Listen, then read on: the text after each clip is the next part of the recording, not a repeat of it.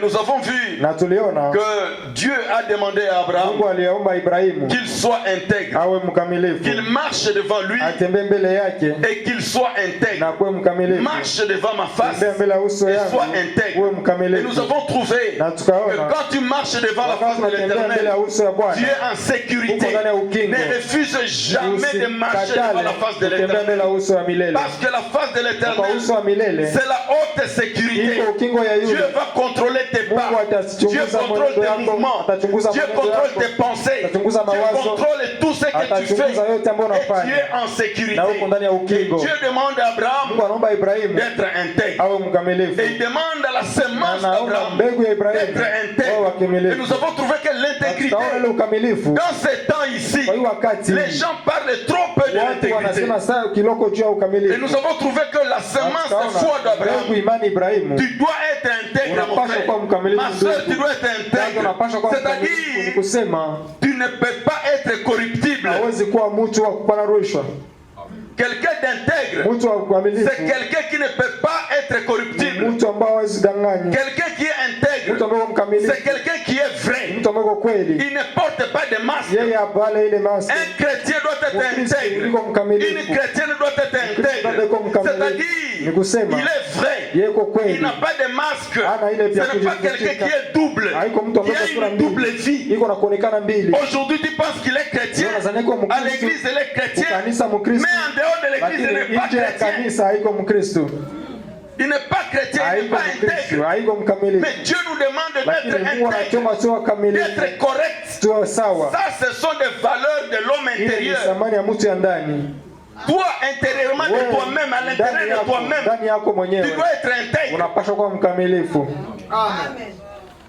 Notre christianisme ne doit pas être un christianisme de maquillage. Non, je ne dis pas le maquillage, non. Le maquillage dans le sens... ce n'est pas le sens que moi je dois me maquiller ici. Non, moi je ne peux pas me maquiller. Mais je ne dois pas être un chrétien maquillé.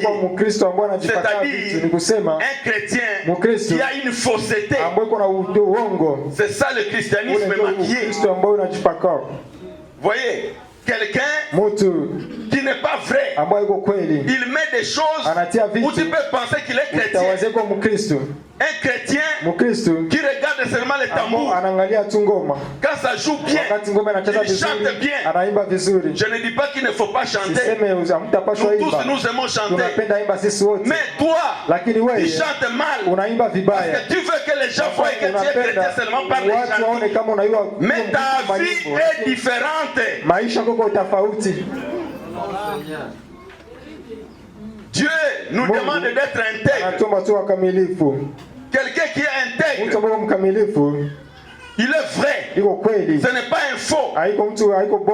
Il est lui-même. Je ne cesse de vous le répéter. Quand la parole de Dieu dit quelque chose, si cette parole n'a pas encore trouvé la foi en toi, ne te force pas. Laisse tranquille jusqu'à ce que tu prendras cette parole. La parole sera la vie pour toi. Sinon, pour toi vivre une vie chrétienne, ça sera comme une prison. Tu vas te forcer, tu vas vivre mal, tu seras mal à l'aise. Tu seras mal à l'aise avec la parole de Dieu. Tu es mal à l'aise. Mais tu dois être à l'aise avec la parole de Dieu. Amen. Tu dois être à l'aise. Je te demande, mon frère, ma soeur, est-ce que tu es à l'aise avec la parole de Dieu? C'est ça être intègre. La parole de Abraham, sois intègre. Fils d'Abraham, sois intègre. Fille d'Abraham, sois intègre.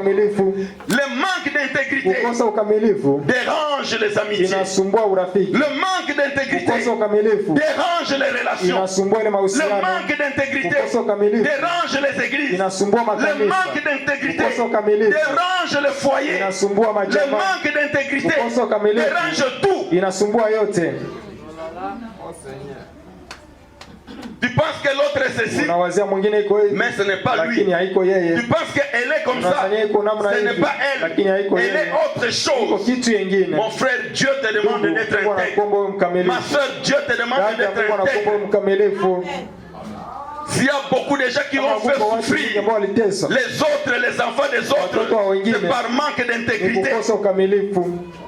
Quand tu approches une femme pour la marier, mon frère, sois intègre, sois correct, ne fais pas souffrir l'enfant d'autrui. Et toi, ma soeur, ne fais pas souffrir les garçons d'autrui par manque d'intégrité. Tu n'es pas correct. Tu n'es pas juste. Nous allons le voir. La Bible dit, tu dois être fidèle. Fidèle à quoi? Fidèle à la parole. Amen. Fidèle à la parole. Tu ne peux pas chercher à dire je crois à Dieu, mais à la fin, je dis oui. Il y a certaines parties que je trouve vraies, d'autres parties de la Bible que je trouve qui ne sont pas vraies. Mais toi tu crois à la Bible ou tu ne crois pas? Alléluia. Amen. Ainsi, mes chers frères bien-aimés, nous lisons quelque chose ici, que nous devons être intègres. Même dans la prédication, nous devons être intègres. Prêche ce que tu crois. Ne prêche pas ce que tu ne crois pas. Est-ce que nous nous comprenons? Si tu prêches ce que tu ne crois pas, le prophète dit, il n'y aura même pas d'onction et il n'y aura pas de foi. Nous lisons un peu ceci, l'Alliance des Grands Abraham, page 2, paragraphe 4. Lisons un peu ceci. Écoutez. Nous devons être fidèles à cette parole. La parole, quand nous disons parole, c'est ça. Quand nous disons les Écritures, c'est ça.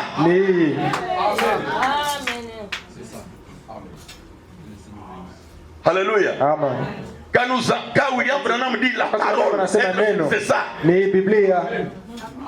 Écritures, c'est ça, les Écritures. Être fidèle à cette parole. Et si vous faites quelque chose, ou si vous dites quelque chose, vous prêchez quelque chose qui est contraire à la conception qui est réellement dans votre cœur, vous ne pouvez pas avoir la foi. Si vous prêchez quelque chose qui est contraire à la conception qui est dans votre cœur, vous savez que ce qui est vrai c'est ça, c'est que moi je vois être vrai c'est ça.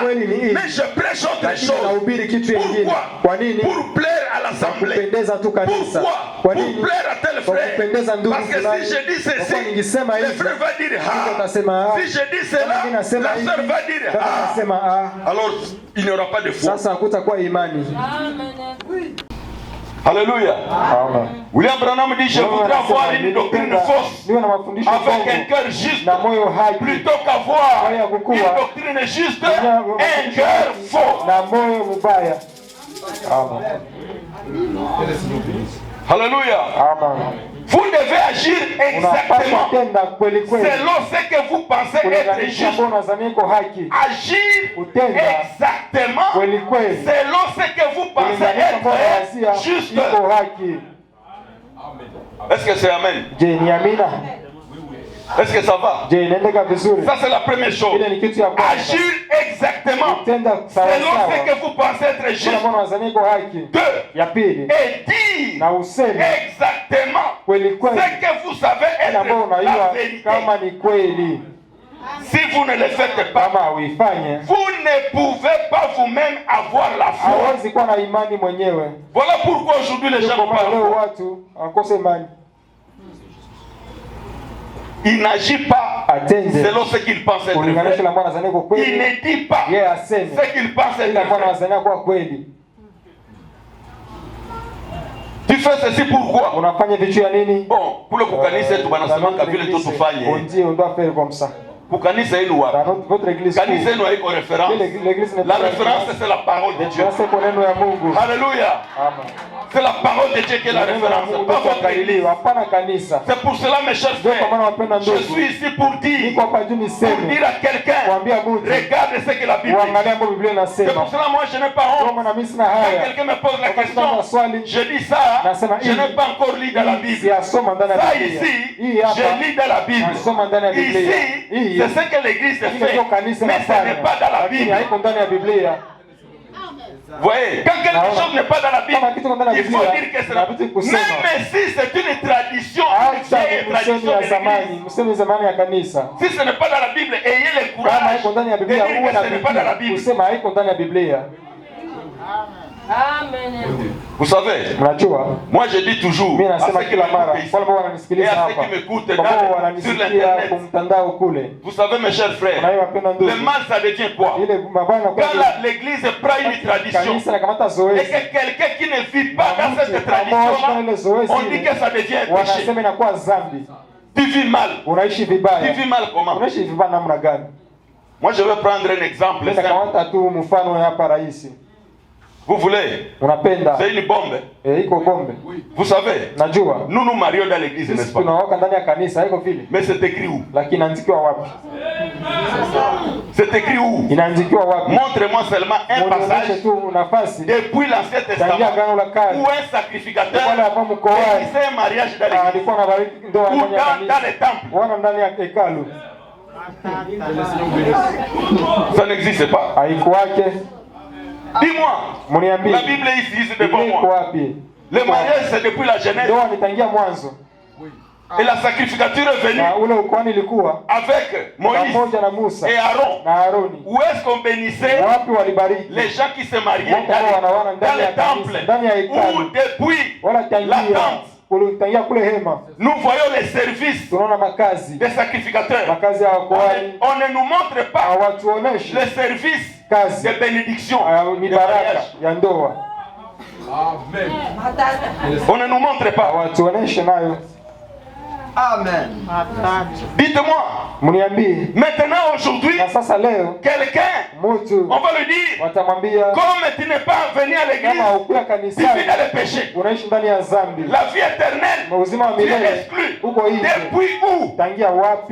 Mais nous le faisons. Ce n'est pas mauvais. Moi-même, j'étais marié dans l'église. Ce n'est pas mauvais. Mais le mal vient d'où? Quand vous prenez cela, vous lui donnez la valeur de la parole de Dieu. Alors là, ça devient une erreur. Amen. Aha. Vous pensez connaître? Vous pensez connaître? Quand quelque chose entre dans l'église, petit à petit, ça devient une habitude et les gens pensent que c'est ça. Petit à petit, écoutez, l'église et l'État ont ravi le pouvoir de la famille. Je vais vous dire, selon la Bible, entre la famille, l'église et l'État, qui a le pouvoir de donner la fille à un garçon. Qui a le pouvoir? Est-ce que c'est l'État? Est-ce que c'est l'église? Qui donne?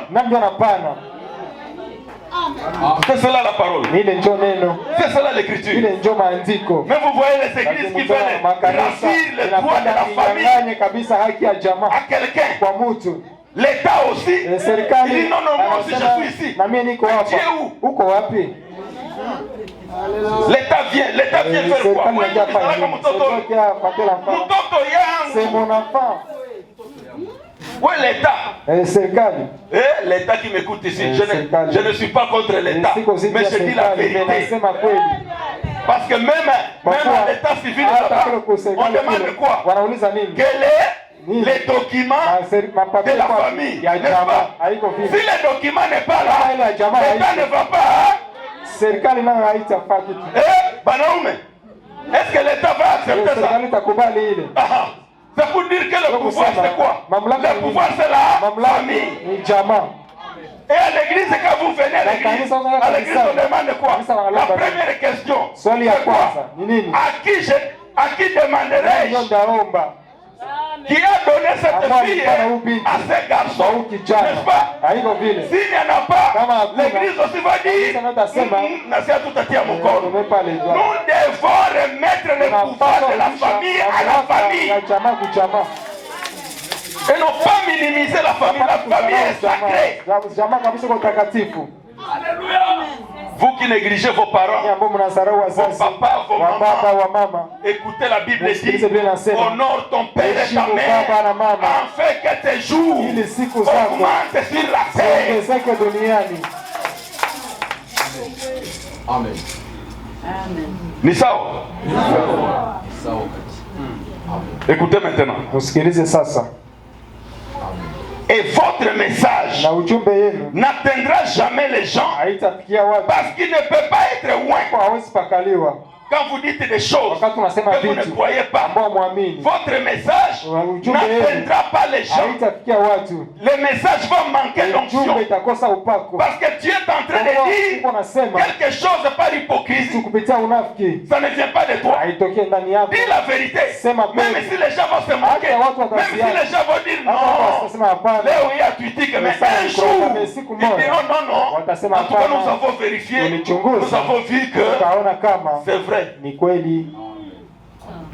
En effet, là au fond, au niveau de ces petits avertisseurs, ici au fond, vous avez des pensées contraires à ce que vous dites ici à la surface.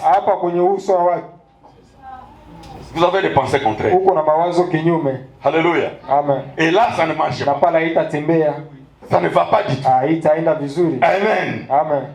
Et cela ne marchera pas, ne marchera tout simplement pas. Il vous faut être vraiment sincère. Sincère. Sois correct. N'entrez pas dans les histoires de tout le monde. Comme tout le monde dit ceci, moi aussi je dois dire ça. Comme tout le monde dit ceci, moi aussi je dois dire ça. Mais si je dis le contraire, message, banayua kama mtu anapaswa kuwa sote tonne révélé, sote non révélé. Nani alikwambia vitu modele? C'est écrit où? Inaandikiwa wapi? Où est-ce que William Branham a dit ça? Dis-moi un peu un verset qui dit que tu dois être soit tonne révélé, soit non révélé. C'est où? Le message n'est pas votre message, c'est pas mon message, c'est le message de William Branham. Il a déjà dit. Si vous ne pouvez pas dire ce qu'il a dit, laissez ça comme ça. S'il dit d'autres choses que vous ne comprenez pas, dites aux gens, ça je n'ai pas compris. Je ne sais pas aussi pourquoi il a déclaré ça. Mais là c'est pour lui. Amen. Amen. C'est cela mes chers frères bien-aimés. Prêchez ce que tu crois. Et le prophète dit, cela doit venir d'où? Cela doit venir de la Bible. Alléluia. Cela doit venir de la Bible. Lisons dans le fidèle Abraham. Le fidèle Abraham. Page 6. Écoutez. Si un ange vient auprès de quelqu'un et dit quelque chose qui n'est pas écrit dans les Écritures, ne croyez pas cela. Si un ange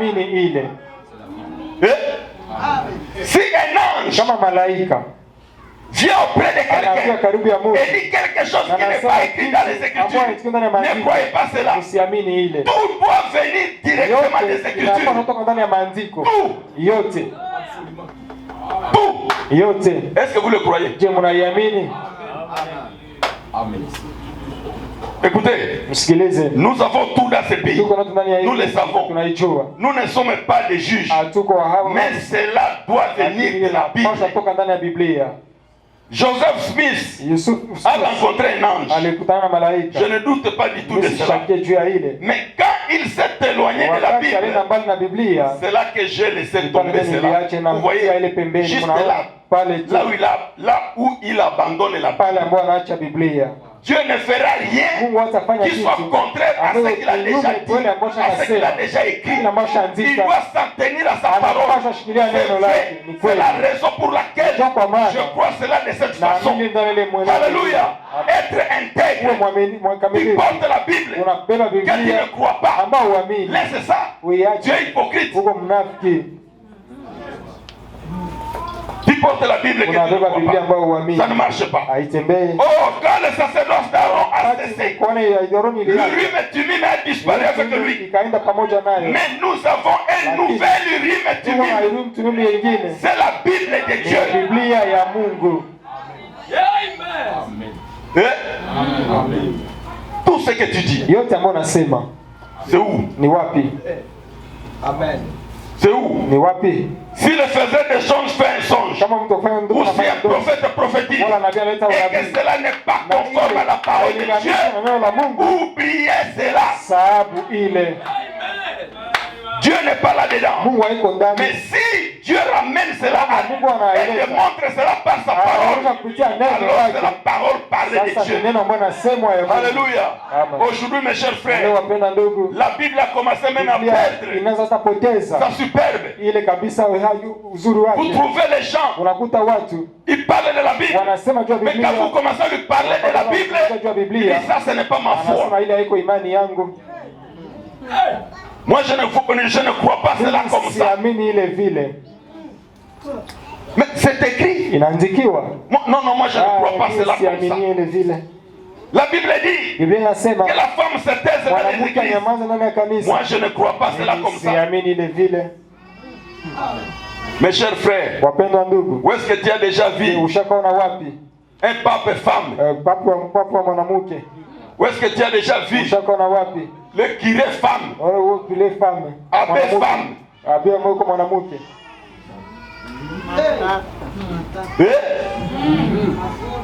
Non, nous ne voulons pas. Je vous ai dit, Israël, les enfants d'Abraham, ils avaient 3 onctions.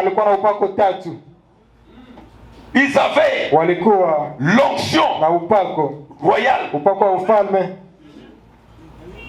Cette onction royale ne venait jamais sur une femme. Ils avaient l'onction sacerdotale. Cette onction sacerdotale ne venait jamais sur une femme. On a consacré Aaron et ses fils. Pas Aaron et ses filles.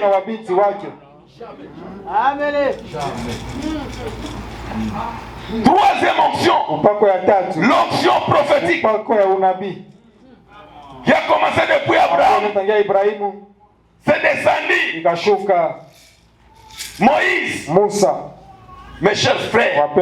Cette onction-là, pas des prophétiseurs, mais des prophètes, ça ne venait que sur les hommes. Amen.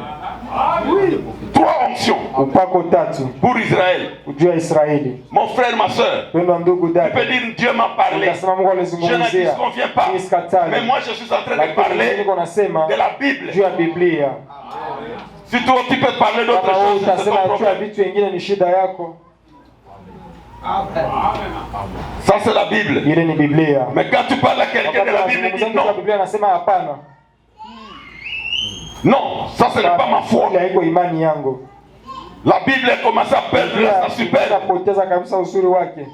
Quand vous parlez de la Bible, il y a quelqu'un qui dit non. Ça c'est ce que vous enseignez. Nous n'enseignons pas cela comme ça. Nous voyons cela autrement. Peuple de Dieu, Dieu Tout-Puissant, qui nous puisse nous aider. Mes chers frères, nous devons être corrects. Si nous ne sommes pas corrects, nous allons nous faire du mal nous-mêmes. Nous allons faire du mal aussi à l'église. Écoutez, le prophète nous dit ceci, l'alliance de grâce d'Abraham. Il dit ceci, page 3. Écoutez. Je dois affronter les malades. Des puissances diaboliques. Comment puis-je avoir la foi alors que je m'oppose à quelque chose que je ne crois pas réellement et que j'essaie de dire oui, c'est très bien, allez tout simplement de l'avant. Je ne peux pas faire cela. Cela n'est pas mon caractère. Ce n'est pas ainsi que j'ai été conçu. Le Saint-Esprit ne me laissera pas être comme cela. Je dois tout simplement être ce que je suis. Et tout le monde me connaît comme tel. Quand tu dois affronter les démons, quand tu dois affronter les diables, mon frère, ton intégrité sera mise à l'épreuve. Ta sincérité sera mise à l'épreuve. Parce que tu affrontes les démons. Tu vas à l'extérieur, tu vas prier pour le malade. Mais si tu n'es pas sincère, si tu n'es pas honnête, tu vas avancer comment devant les démons. Tu ne peux pas. Parce que quelque chose en toi est en train de te dire le contraire. Ainsi, c'est ainsi que j'aimerais connaître tout le monde. Juste ce que vous êtes. Soyez tout simplement ce que vous êtes. Pas de masque. Pas de masque. Tu as une joie fabriquée. C'est pour cela moi je n'aime pas influencer votre joie. Je ne peux pas venir dire tout ce matin. On va commencer à sauter. Sautons. On saute. Je fabrique quoi? Il y a des gens, même si la musique est bonne, cette personne ne danse pas. Tu vas lui demander de danser comment? Lui ne danse pas. Et il y a d'autres, il suffit qu'une musique puisse jouer. Directement là, il commence à bouger. Ce n'est pas la vie, c'est deux personnes. L'autre qui danse et qui bouge est beaucoup plus spirituel, a beaucoup d'onction que l'autre qui ne bouge pas. Non! Amen. Vous savez, Jésus-Christ, super onction. Il ne prêchait même pas comme moi.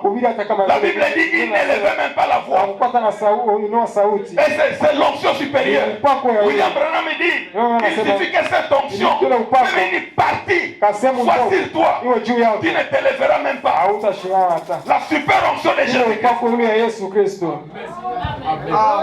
Alléluia. Super onction. Mais aujourd'hui, si tu ne prêches pas, tu vas suer. Et soumet à quoi c'est dans l'obana. Banakuleta ya pili na l'obana. Ya tatu na l'obana. Il est jonction. Nani alikwambia ile kitu? L'onction c'est la puissance de la parole qui convertit. Alléluia. L'onction c'est la puissance, l'impact de la parole. Cette parole qui entre dans les gens et qui peut les transformer, qui peut changer un pécheur et il devient chrétien. C'est ça la véritable onction.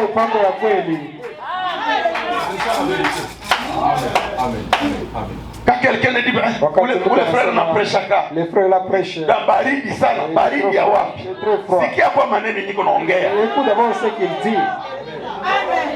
Sikia kwa maneno niko naongea. Écoute ce qu'il dit d'abord. OK, tuanze fanya bruit hapo. Faisons des bruits. Makelele ti. Para kwenye hata mtu unatoka kwa iglesia, yote kama balisema ni. Makelele acha yala ti, tuanze leta makelele. Nyebo makelele, makelele. Des bruits, des bruits, des bruits. Dieu makelele. On met des bruits. Ça c'est la distraction, le diable vient vous distraire. Il y a des bruits pour que vous puissiez rester comme ça, sans connaissance, que vous ne puissiez rien comprendre. Quand vous ne comprenez rien, le diable vient vous embrouiller. Qu'est-ce qu'on a prêché? Bon, nilikuwa nasikia kule tu. J'ai écouté seulement là-bas. Unasema tu amen, amen, amen, amen, amen. Alléluia, alléluia, alléluia, alléluia. Ile ndio nilisikia kule. C'est ce que j'ai écouté. C'est fini. Naisha. Sasa kuimba, tusimame yule. Tusote. Usote. Si tu es pour Jésus, saute. Si tu es pour Jésus, descends. Si tu es pour Jésus, va à droite. Si tu es pour Jésus, va à gauche. Je ne vais pas. Je suis pour Jésus, je ne vais pas à gauche. Je ne vais pas à droite. Je ne descends pas. Qu'est-ce qui prouve que toi tu es pour Jésus? de moi. Prouve-moi que parce que tu vas à gauche, tu es pour Jésus-Christ. Prouve-moi. Si tu es pour Jésus, descends. Même quelqu'un qui est malade descends. Ça c'est ça, des blagues que nous avons amenées. Des blagues. Et les gens aiment ça. Les gens aiment ça. C'est pour cela notre christianisme est devenu médiocre. Des églises pleines avec beaucoup de bruit. Et les mêmes échecs qui sont dans les églises, ils sont dans les groupes armés.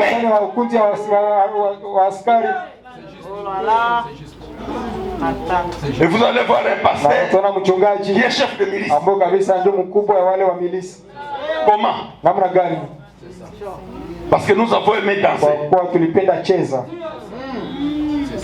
Chef de milice, pasteur. Vous lui parlez comme ça, il vous dit toujours la tendance là qu'il vous parle. Vous sentez en lui que c'était quelqu'un là-bas. Des frères en Christ, ils sont M23. Chrétiens M23, comment? Hein? Il vous dit, frère, nous allons prendre le Congo. Mais frère, qu'est-ce que tu es en train de dire? Tout à Congo. On va prendre le Congo. Eh, mon Christ. Chrétien. Résultat. Il m'a touché. Il y a Malinga dans la kanisa. Il danse dans l'église. Malinga. Les danses. Va danser au bar. Amen. Va au bar. Va danser au bar là-bas. Laisse les histoires de l'église. Terrible.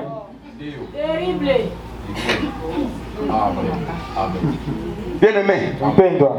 Écoutez. Écoutez, William Branham continue. Vous ne pouvez pas être quelque chose que vous n'êtes pas. Et c'est vrai. Le plus tôt les chrétiens apprendront cela, plus on aura du succès. Plus les chrétiens vont comprendre que tu ne peux pas être ce que tu n'es pas.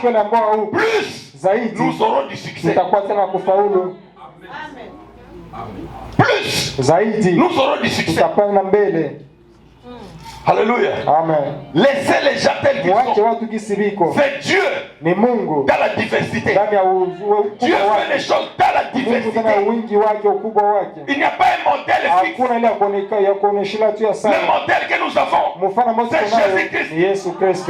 Alléluia. Le seul modèle que nous pouvons voir, notre référence, c'est Jésus-Christ. Amen. Alléluia. Mais aujourd'hui, nous avons ce que nous voulons. Écoutez, les débits de boissons ne fera pas autant de mal à cette église. Non. C'est l'homme qui est dans l'église qui confesse être quelque chose qu'il n'est pas. C'est cela. C'est cette personne-là. La personne qui fait mal à l'église, c'est la personne qui confesse être quelque chose. Dieu frère en Christ. Oui. Dieu frère en Christ. Oui. Est-ce qu'on peut traiter avec toi? Oui, bien aimé. Donnez-lui un peu d'argent. Et tu vas voir s'il va rester chrétien.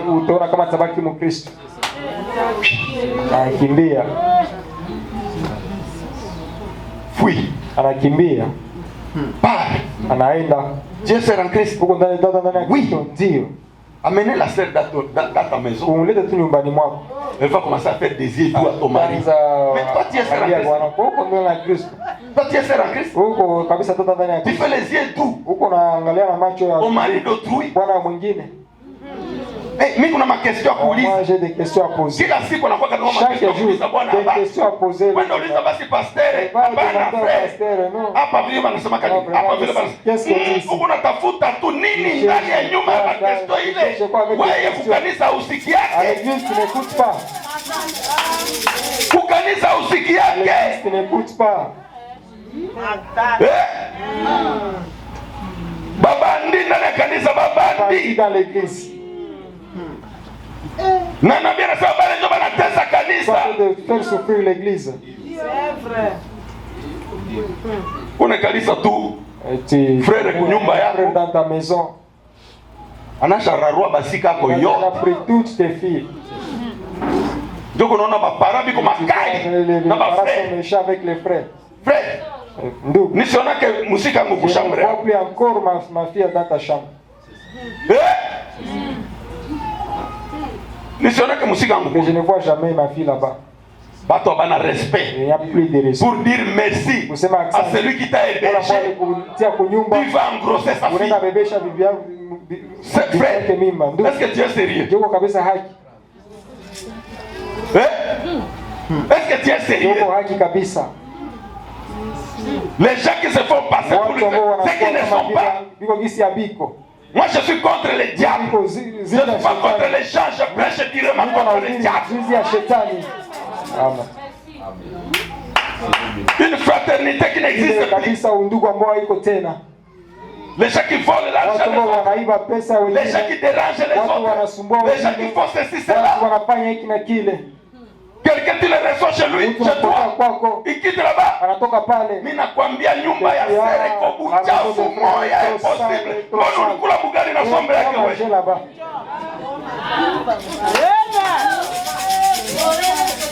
Nani alisema wewe kama kuko buchafu mimi natosha? Moi je vais enlever.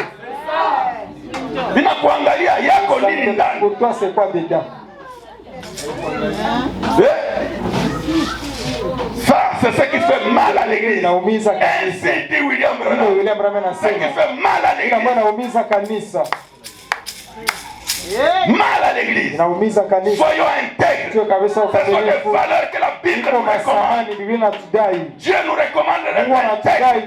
Oh, cher frère bien-aimé, je ne vais même pas entrer dans le sujet. C'est vraiment dommage. Il me reste juste quelques minutes. Amen. Amen. Mes chers frères, c'est la personne qui fait mal à l'église. Soyons intègres. L'église de Dieu vivant. C'est une église de valeurs. De grandes valeurs humaines.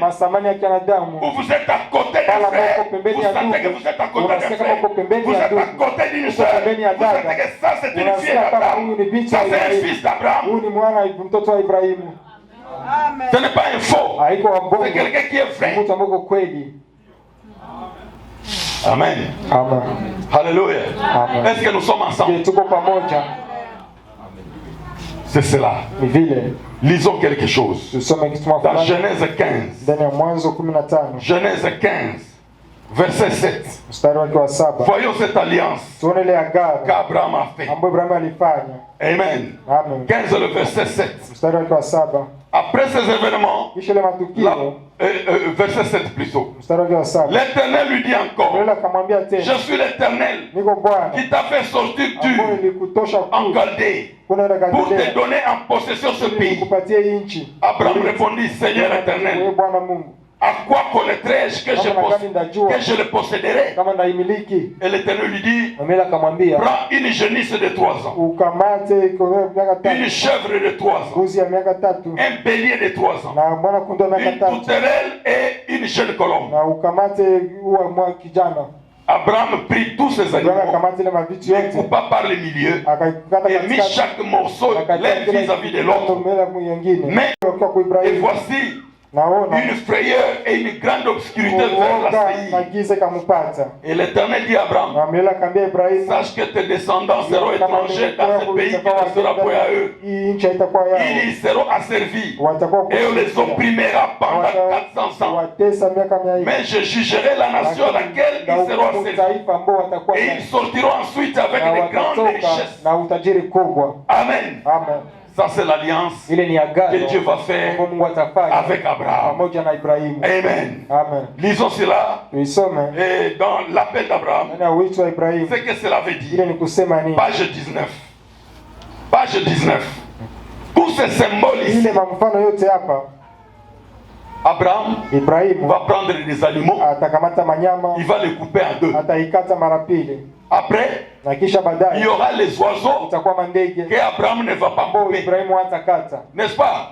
Il y a des symboles. Nous voulons savoir la signification de toutes ces choses. C'est l'alliance de grâce d'Abraham. Amen. Les animaux étaient coupés. Cela veut dire quoi? Je vais le dire directement. Abraham, Dieu lui montrait à Abraham qu'il y aura deux alliances.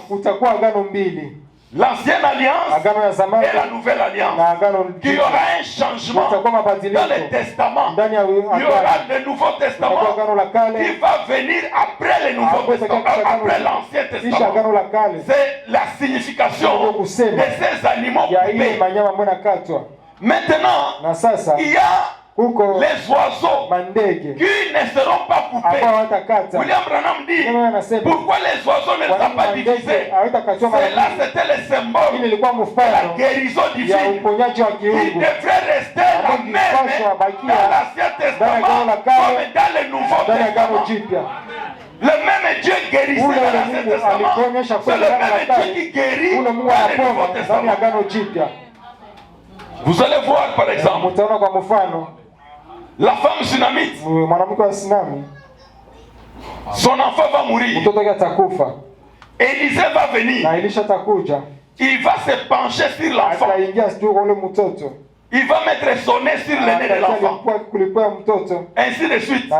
L'enfant va ressusciter. N'est-ce pas? La même chose. Paul va le faire dans le Nouveau Testament. Quand ce garçon pris par le sommeil va tomber depuis la fenêtre, Paul va venir, il va mettre seulement son corps sur le corps de l'enfant et l'enfant va ressusciter.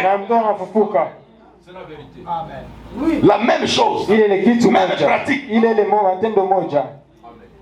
Amen. Amen. La guérison divine ne changera pas. Ça continue depuis l'Ancien Testament jusqu'au Nouveau Testament. Amen. Amen. C'est cela la signification de toutes ces choses. Amen. Amen. Et maintenant, Abraham, le prophète nous dit ceci. Il en a éloigné les oiseaux jusqu'au coucher du soleil. Remarquez. Ensuite, un profond sommeil est tombé sur Abraham. Tout d'abord, Abraham, je vais t'écarter de la scène pour te montrer que tu ne peux rien faire là-dedans. Dans l'alliance que Dieu est en train de faire, il va donner le sommeil à Abraham pour dire que toi, Abraham, tu n'as rien à faire dans cette histoire. C'est ça la signification du sommeil d'Abraham. Comment un homme peut faire l'alliance avec Dieu? Dans l'Ancien Testament, quand on faisait un accord, on tue les animaux. Ces animaux-là, c'est quoi? On tue un animal, on fait un accord. Cela veut dire quoi? Si entre nous deux, quelqu'un ne respecte pas ça, il va devenir comme cet animal.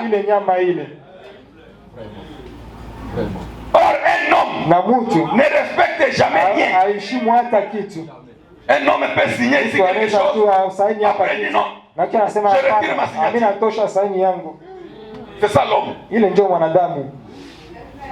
Vous pouvez dire aujourd'hui ceci. Le soir. Il dit non, non. Je désactive ça. Je ne suis plus engagé. Dieu n'est pas comme ça. Et Dieu a regardé. Je ne peux plus rien faire avec l'homme. Depuis le jardin d'Éden, l'homme est en train toujours de me tripler. Maintenant ici, c'est la grâce. Alléluia. Amen. Pour montrer à Abraham qu'il ne peut rien faire là-dedans. Ceci, c'est mon alliance. Amen. Amen. Alléluia. Amen. Et il n'y avait rien, frère, que vous pourriez faire là-dedans. Il n'y a pas une seule chose que vous avez à faire là-dedans. C'est ce que Dieu a fait pour vous en Christ Jésus. dans l'alliance que Dieu fait avec toi comme semence royale d'Abraham, il n'a rien à faire là-dedans. D'abord il t'a choisi. Tu étais quoi? Quand Dieu t'a choisi, est-ce que tu étais bien? Non. Actuellement tu es en train d'écouter la parole. Il y a beaucoup de gens, quand vous parlez de Dieu, il dit Dieu. Ah, ça c'est votre affaire. Ça c'est votre affaire. Quand vous parlez de Dieu, Dieu, c'est votre affaire. Mais toi, le matin, je vais à l'église. Comment? Pourquoi? Est-ce que Dieu est bon? C'est la souveraineté de Dieu. La grâce de Dieu. Alléluia. La grâce de Dieu. Il l'a endormi. Et avançons un peu, rentrons un peu au-dessus. Ce n'est pas parce que vous étiez bon. Ce n'est pas parce qu'une mère était bonne. Mais quoi? Christ a été bon. Et c'est ce que Christ a fait en vous appelant. Il a endormi. Eh bien, il n'a rien à voir là-dedans. Alors après qu'il se fait endormir, il eut une obscurité profonde, effroyable. Qu'est-ce que cela représentait? L'enfer et la séparation. Les symboles que nous avons lus dans Genèse 15. L'obscurité est venue pour montrer quoi? L'enfer, la séparation. C'est ce que mérite chaque pécheur. La séparation. Et ensuite, plus loin, il y avait une fournaise ardente. C'est la mort. La séparation. L'enfer. Après la mort pour chaque pécheur. Mais ensuite, au-delà de cela, une petite lumière blanche est passée. J'espère que désormais, vous n'allez plus jamais douter. Abraham était endormi. Et dans une vision, cela montre que chaque homme doit arriver à cette obscurité effroyable de la séparation, de la mort. Chaque homme mérite d'aller en enfer parce qu'il est un pécheur. Il est tombé. Il est le rejeton d'un pécheur. Et puis, au-delà de cela, la petite lumière blanche est passée.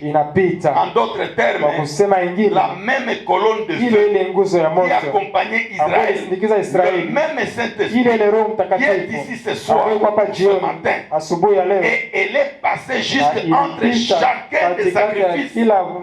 Dieu confirmait par sa grâce ce qu'il allait faire en Jésus-Christ un jour. Voilà les symboles. La signification de tous ces symboles-là. La grâce. Dieu a endormi Abraham. Tu n'as rien à faire à l'alliance. Bien-aimés frères et sœurs, même au ciel, là où nous entrerons, personne ne dira moi je fais ceci, moi je fais cela, c'est pour cela j'entre. Ça sera la grâce de Dieu. Même dans l'homme le plus saint, la femme la plus sainte que vous pouvez penser, que celui-ci en tout cas, si vous lui demandez, il va te dire je ne sais pas si j'entrerai. Pengine Mungu akakuwa na rehema. Je vais entrer. Peut-être moi je vais entrer. Je ne sais pas. C'est la grâce de Dieu. Tu n'as rien à faire là. Alléluia. Tu n'as rien à faire là-dedans.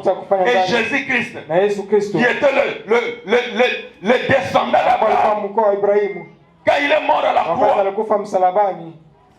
les gens voulaient venir avec lui. Mais il devrait rester seul. Pierre, qui pensait être le vaillant, il voulait venir. Jésus dit, tu n'as rien à faire là-dedans. Remets ton épée. Et Jésus prend l'oreille du serviteur de Malchus, il le remet là-bas. Pierre dit, ici maintenant, le dossier devient compliqué. Tu n'as rien à faire là-dedans. La Bible dit, je vais frapper le berger et les brebis vont se disperser. Pierre dit, je vais suivre Jésus jusqu'à la fin. Mais la nuit, Pierre a régné Jésus. Il devrait aller seul. Tu n'as rien à faire là-dedans. Toi, un homme, une femme, tu n'as rien à faire là-dedans. Il y a un qui sauve, c'est Jésus-Christ. Et quand il sauve, il n'est pas avec quelqu'un. Mes chers amis, quand Jésus sauve, il n'est pas avec un prophète, il n'est pas avec un ministre, il n'est pas avec un pasteur, il n'est pas avec un prêtre. Il est seul qui sauve. Alléluia. Est-ce que vous comprenez un peu ce que Dieu a fait pour vous? Cette grâce que Dieu a fait avec vous. Amen. Quand Dieu faisait son programme pour toi, est-ce que tu étais là? Endormi. Si quelqu'un peut te demander aujourd'hui, dis-moi un peu ce que demain tu seras quoi? Même les minutes qui viennent, après les cultes ici, tu vas devenir quoi? Tu ne sais pas. C'est la grâce divine. La présence de Dieu. Alléluia. La présence de Dieu. Amen. Tu restes endormi. Tu ne sais pas. Tu ne sais pas. Mais Dieu lui sait. Amen. C'est cela, mes chers frères. Ainsi, peuple de Dieu, Dieu a fait l'alliance seul, l'alliance de grâce d'Abraham. L'alliance de grâce d'Abraham. Nous lisons ceci, page 10. Page 10. Maintenant, avez-vous remarqué l'alliance qu'il a faite avec Abraham? Au chapitre 12 de la Genèse, l'alliance n'était pas Abraham, si tu fais telle chose, je ferai telle chose. Non.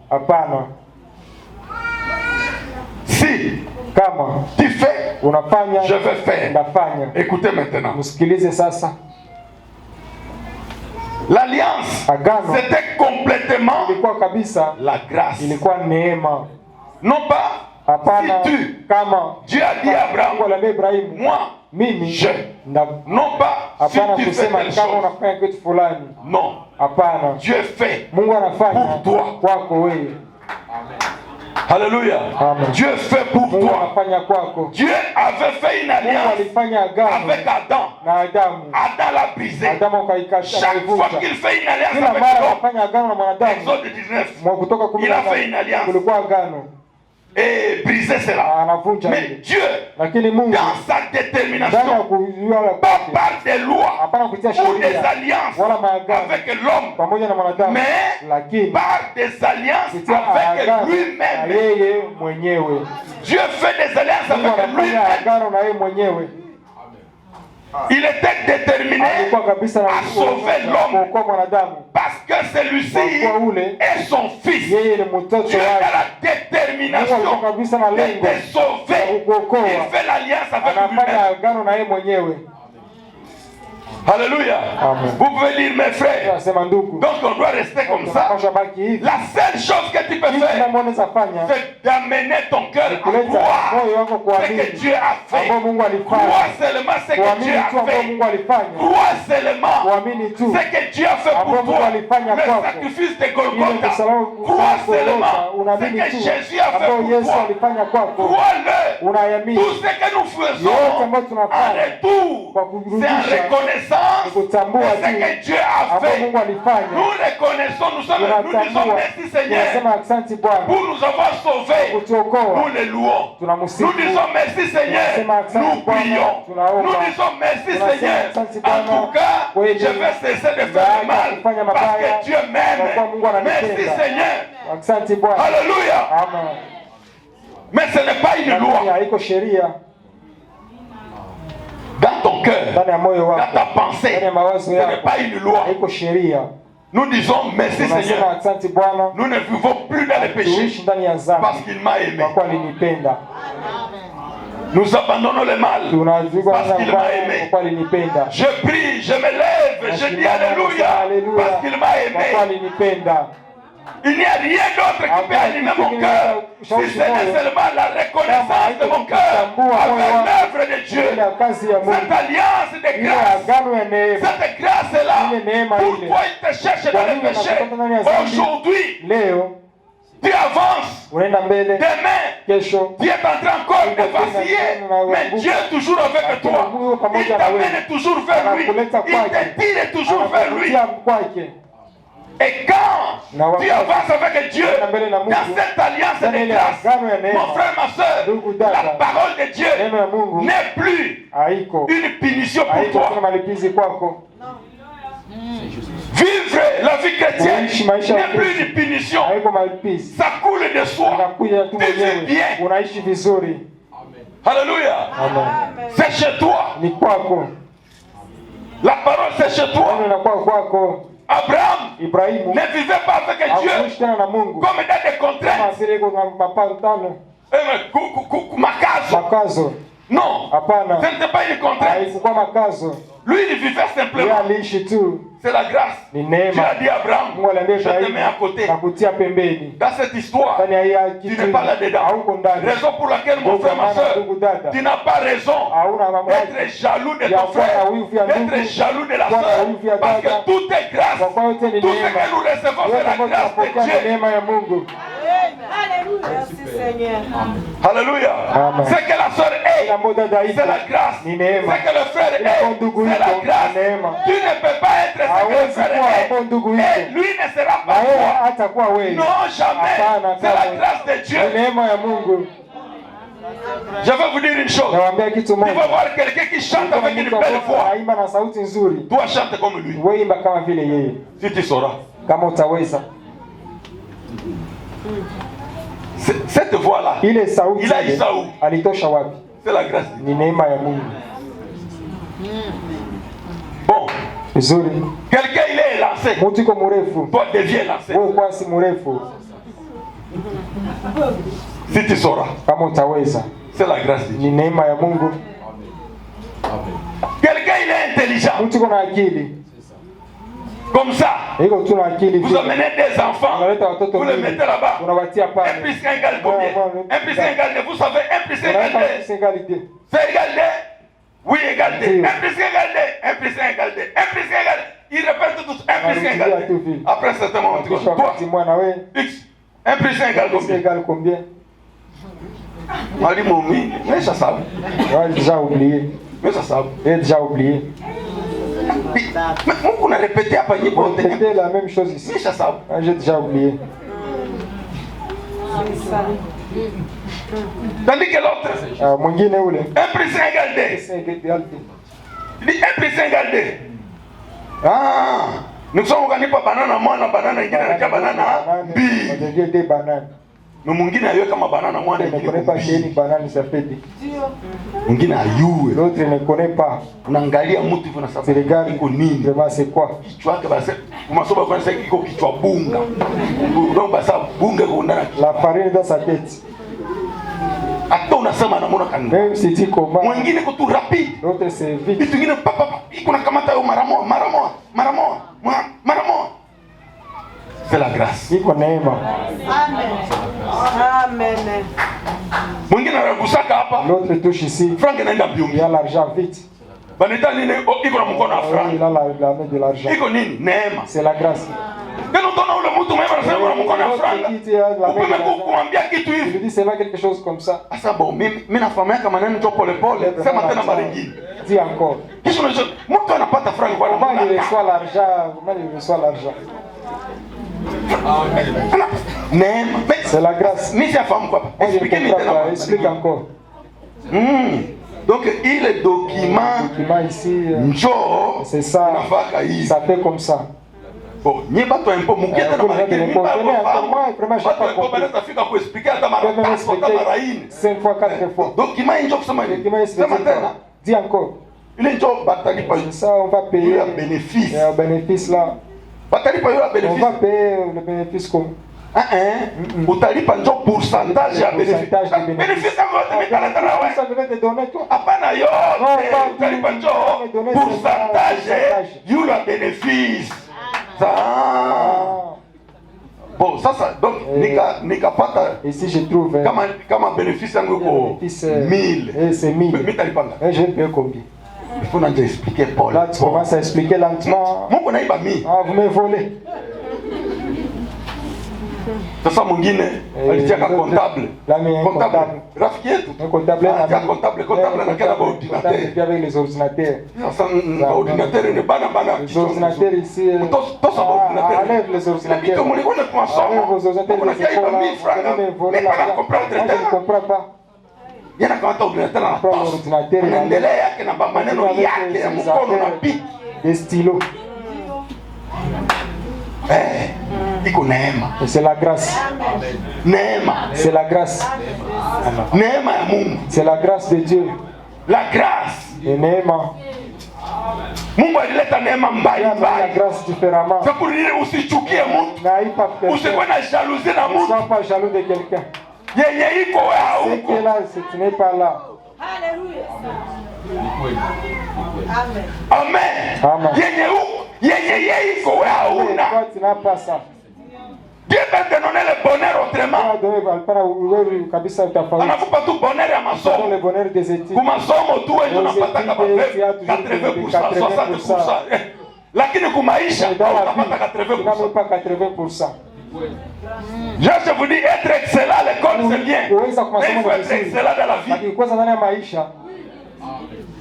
Amen. Est-ce que vous me comprenez? Être excellent à l'école c'est bien.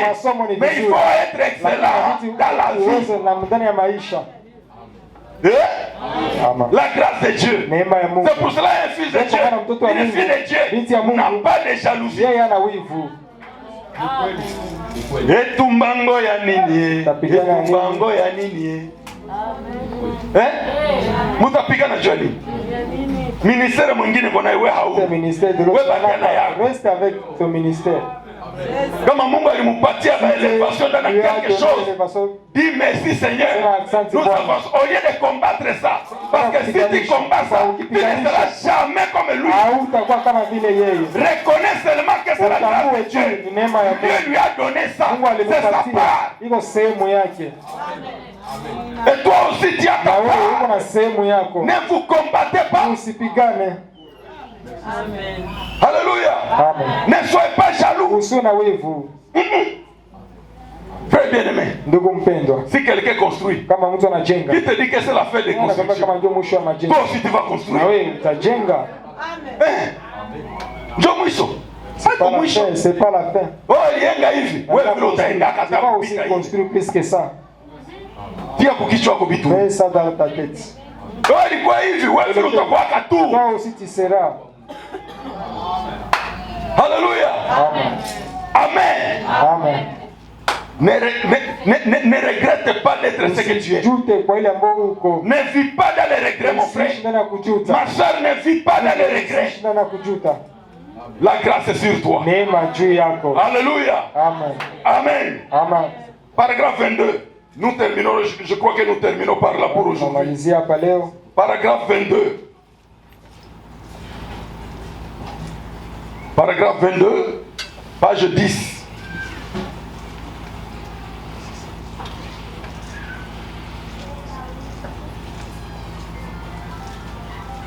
Non, c'est le paragraphe 24 plutôt.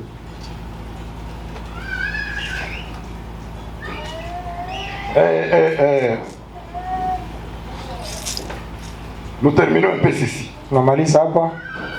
Pour que vous puissiez être certain de votre foi. Amen. Amen. Ainsi lui, non seulement il a fait cette alliance, mais il a juré par elle. Et un homme, quand il jure par quelqu'un de plus grand que lui. Et il n'y avait personne de plus grand que lui. Ainsi la Bible dit, il a juré par lui-même de garder cela. Amen. Il dit, pensez-en aussi. Eh bien, vous direz, si seulement j'avais les bénédictions d'Abraham, si seulement j'avais la même promesse qu'avait Abraham, vous en avez. Si vous êtes en Christ, vous en avez. Si vous êtes en Christ, si vous êtes mort en Christ, vous recevez le Saint-Esprit. Vous êtes la postérité d'Abraham, car Christ est la postérité d'Abraham. Voyez-vous cela? Cela met notre intérieur en action. La foi en Dieu. La foi en Dieu. Mes chers frères bien-aimés, vous ferez mieux de pouvoir rester connecté à Dieu. Ceci, c'est là où vous allez. Amen. Connaître ce que vous êtes. Connaître d'où vous venez et où vous allez. Et votre foi doit être ancrée sur des choses qui sont vraies. Amen.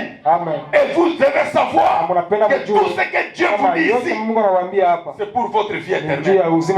William Branham dit, nous devons être jaloux de notre vie éternelle. Et non pas prendre la vie légèrement. Non, non. Ne prends pas ta vie éternelle à la légère.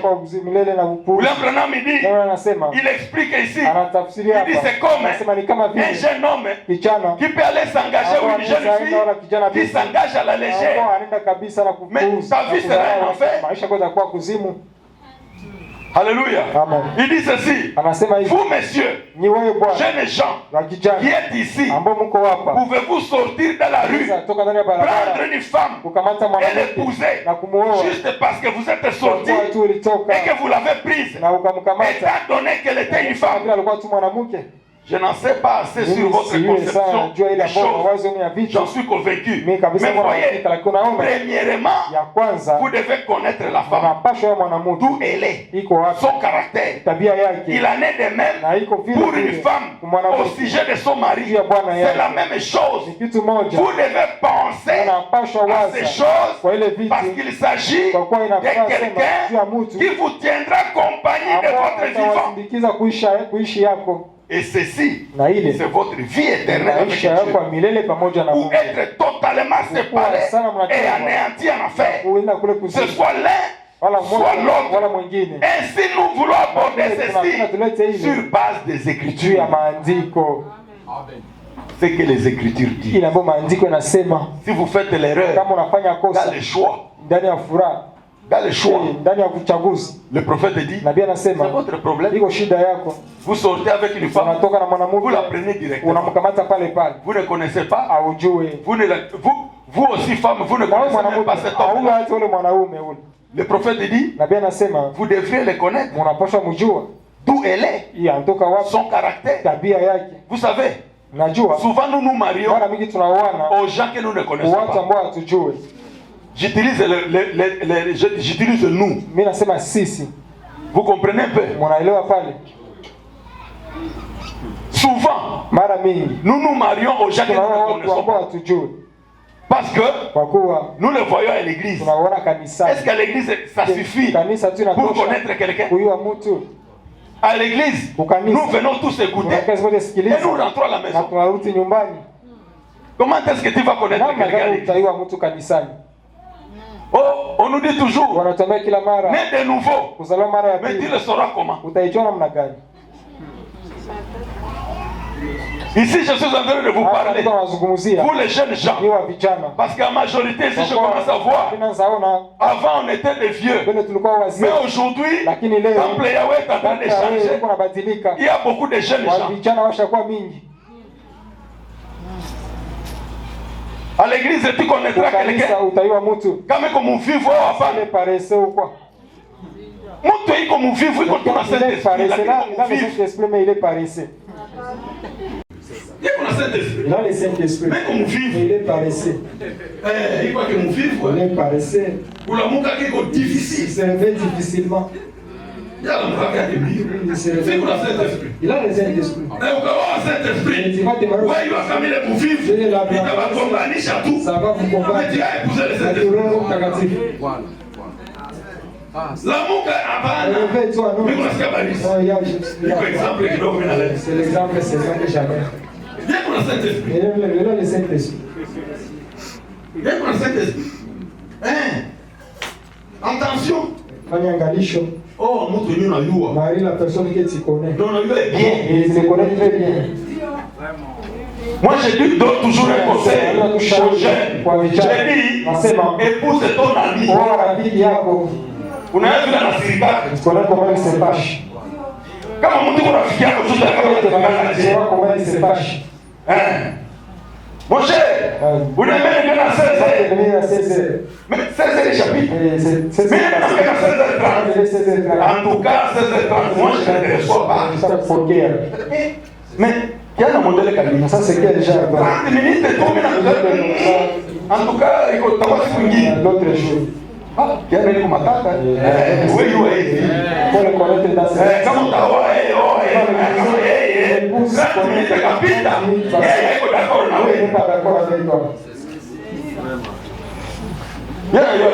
Lui il connaît ça comme ça. Mwingine atakwambia tu en tout cas alifika kwako anaona unafala kama societe des jours. Iko na neno anatosha harufu. Musika na societe hii hawezi kuwa anajifunza kufulaka societe. Ulisharusa masociete hii inaweza leta problem. Miko nasema niko mzee. Miko na 30 za mariage. Kama nakwambia maneno sikiliza mzuri. Sikiliza. Il faut bien écouter.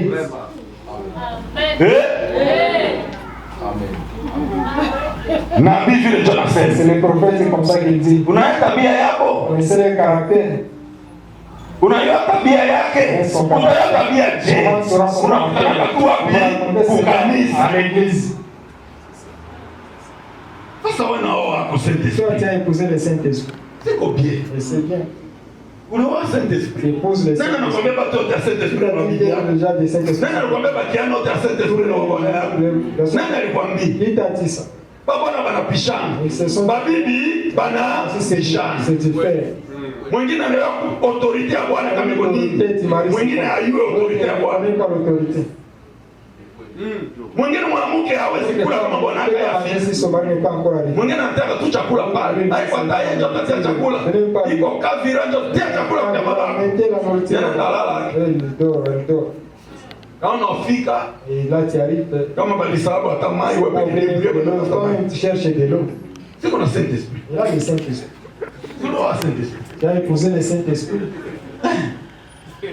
Mwingine yake kama ile anapaka mafuta hiyo. Yake lotion pour la femme. Yeye kuna Saint-Esprit. Yeye ndio le Saint-Esprit. Tunamwambia kama mafuta na ishi. Il a lotion fini. Mafuta.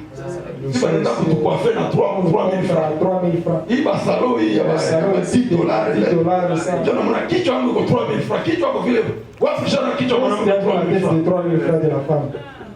Ushakona hapo? Kichwa mwanamke na 3000 francs. 3000 francs la tête de la femme. Ukwafe bana tukafana na 3000. 3000. Hii hapo hii hapa $10, ba $15 hapana. Il faut prédicateur moi kuya akaanza kutuambia sema nous prêcher babi tule kumubaya basi tunapenda. Sio utapata tu prédicateur unasema tu veux le prédicateur. Na mke bakwe na tire. Naturel.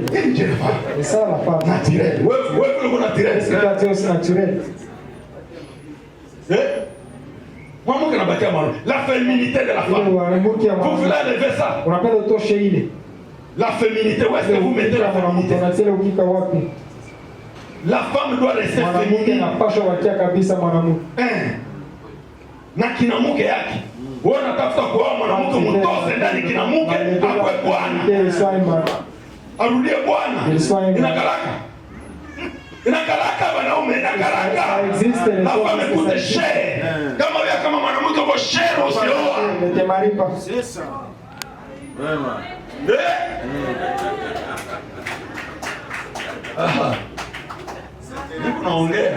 Moi je parle seulement.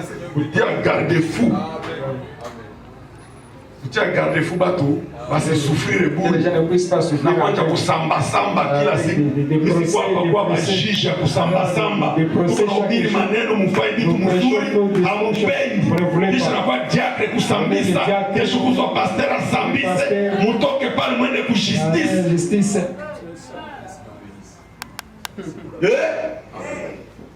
La femme écoute cher. Mwanamke kabisa yule wa bei kali. Ona mwanamke na takata. Kama pro sema bwana yake somari haisafanya kile. Amen.